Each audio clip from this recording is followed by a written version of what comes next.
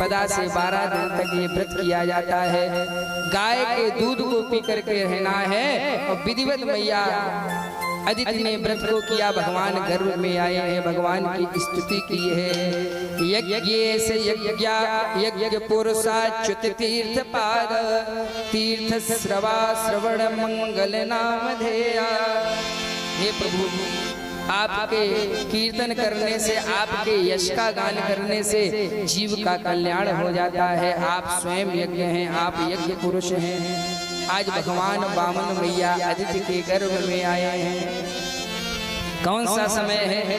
श्रोणायाम श्रवण द्वादश्याम मुहूर्ते अभिजित प्रभु। श्रवण नक्षत्र पर है चंद्रमा, द्वादशी तिथि है, वामन द्वादशी भी इसको बोलते हैं। इसको विजया द्वादशी भी कहा जाता है। बड़ा सुंदर समय है। आज भगवान का जैसे ही प्रादुर्भाव हुआ, भगवान का आगमन हुआ, तो भगवान का बटुक स्वरूप है। तम बटुम वामनम दृष्ट्वा मोदमानाम हर्षया। आज भगवान का उपनयन हुआ है। उपनयन जानते हो? उपनयन माने होता है यज्ञोपवीत। दो नयन तो आपके ये हैं जो आप संसार को देख रहे हो, और दो नयन आपके अंदर हैं। तो लोग कहते हैं क्या हीरों की फूट गई, उनमें तो मोतियाबिंद हो गया है। और जब यज्ञोपवीत हो तो उग रही विमल बिलोचन ही के, मिटही दोष दुख भव रजनी के। आज उपनयन कराने के लिए बृहस्पतिम ब्रह्मसूत्रम मेखलाम कश्यपो ददात। यज्ञोपवीत कराने के लिए स्वयं बृहस्पति जी आए हैं। यज्ञोपवीत दिया है श्री बृहस्पति भगवान ने, और कश्यप जी ने मेखला दी। कौपीनाच्छादनम माता, माता ने कौपीन दी।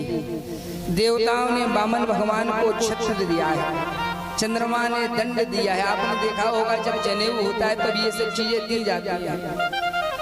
तो आज भगवान वामन को सरस्वती मैया ने आकर के रुद्राक्ष की माला दी है, ब्रह्मा जी ने कमंडल दिया है, सप्तऋषियों ने कुश दिया है, और भिक्षा डालने के लिए स्वयं मैया अन्नपूर्णा आई है।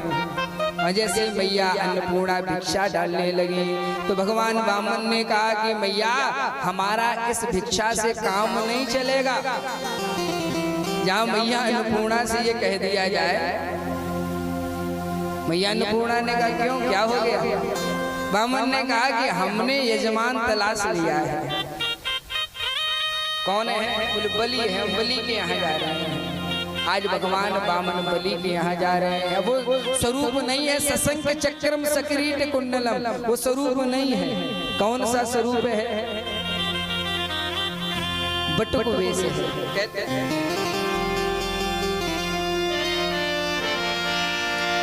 तन पर वह पीतांबर न रहा, छोटा सा पीला कंबल है, छोटा सा पीला कंबल है। वह शंख नहीं, वह चक्र नहीं, हाथों में दंड कमल है। वह शंख नहीं, वह चक्र नहीं, हाथों में दंड कमल है।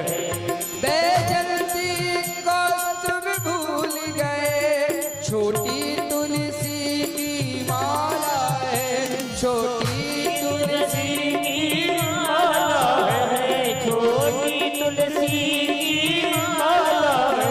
ब्रह्मांड दबाने वाले के आज दबी बगल मृगशाला है, आज दबी बगल मृगशाला है, दबी बगल मृगशाला।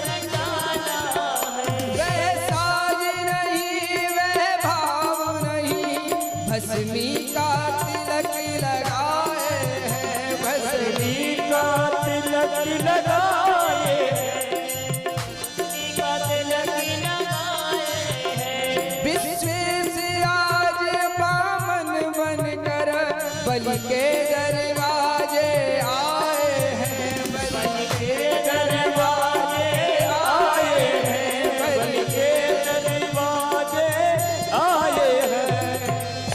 भगवान को पता है क्या सिद्ध्वा सुमेधि यजमान मूर्जितम बलिं भृगूणामुपकल्पितैस्ततः। भृगुकक्ष, इसको भरूच भी बोलते हैं, ये नर्मदा के किनारे गुजरात में पड़ता है। वहां पर ये 100 अश्वमेध यज्ञ करने का संकल्प लिया है। 99 यज्ञ पूरे हो गए हैं, 100वें का संकल्प लेने ही जा रहा था, तब तक भगवान वामन आ गए और जैसे यज्ञ मंडप में प्रवेश किया तो भगवान वामन के स्वरूप को सब देख रहे हैं। इतना अद्भुत स्वरूप है, इतना अद्भुत तेज है मस्तक पर। जैसे ही लोगों ने भगवान वामन को देखा तो कोई कहने लगा हमें लगता है सूर्य भगवान आ रहे हैं। तो देखा तो सूर्य नहीं है, फिर सनत कुमारो तदिद्रक्षयावता, हमें लगता है सनत कुमार आ रहे हैं। तब तक भगवान आ रहे हैं कि मस्तक पर तेज है, और तेज कोई ज्यादा खाने से नहीं आता, न घी खाने से आता है, तेज तपस्या से आता है। आज जैसे ही पहुंचे हैं, बलि ने अपने दरवाजे पर भगवान को आते हुए देखा। भगवान का बड़ा सुंदर स्वरूप है। अब वो सशंख चक्रम नहीं है, क्या है?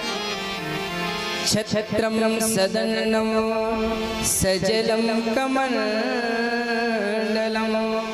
भगवान छाता दंड कमंडल सब कुछ हाथ में लिए हुए हैं। और जैसे ही बलि ने देखा अपने दरवाजे पर भगवान को, आज बलि का हृदय आनंद से भर गया और चरणों में दंडवत प्रणाम किया है और कहने लगा चरणों में प्रणाम करके कि प्रभु तत्पाद शौचम जनकल्मषापहम्।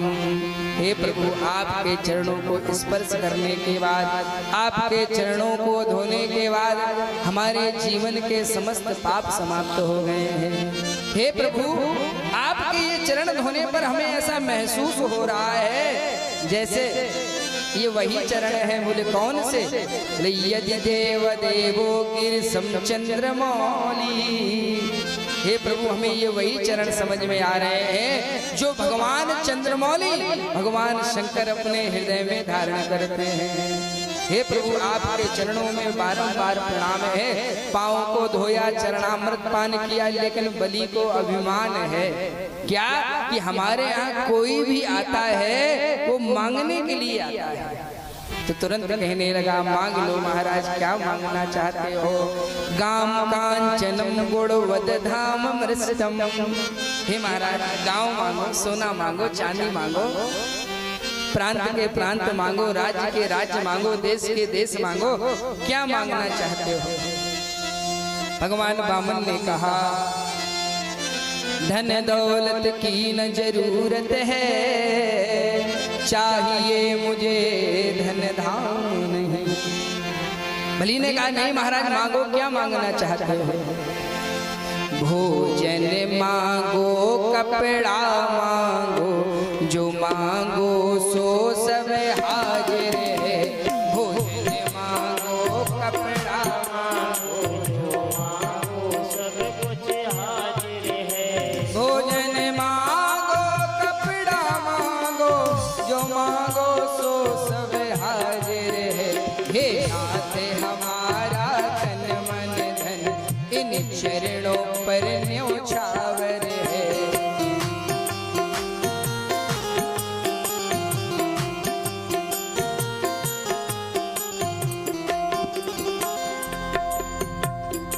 बलि ने कहा महाराज ऐसे रे मांगो गावान समृद्धान तुरगान रथान हयान गजान। गांव के गांव मांगो, घोड़ा मांगो, हाथी मांगो, क्या मांगना है महाराज? भगवान ने कहा अगर देना चाहते हो बलि तो केवल एक चीज मांगना चाहते हैं, क्या? बोले पदान त्रीण दैत्येंद्र सम्मितान पदामम। हम 3 पग पृथ्वी चाहते हैं, वो भी पदामम, अपने पांव से नापेंगे। वामन बोले चाहिए नहीं तेरी धन दौलत भूमि रकम, यदि दे सकता है तो दे राजन, पृथ्वी बस केवल 3 कदम। बलि ने कहा राम राम राम राम राम राम महाराज तुम्हें मांगने में भी शर्म नहीं आई। लोका नाम एक ईश्वरम, तीनों लोकों का अकेला स्वामी, और आप हमसे 3 पग पृथ्वी मांग रहे हो। अरे महाराज आपको मांगने में शर्म नहीं आई, हमें देने में तो शर्म आएगी। कि मांगा भी सामने वाले की स्थिति के हिसाब से जाता है। हमारे ये नेताजी बैठे हैं, परीक्षित बने हैं, अभी कोई हल्के आदमी तो है नहीं।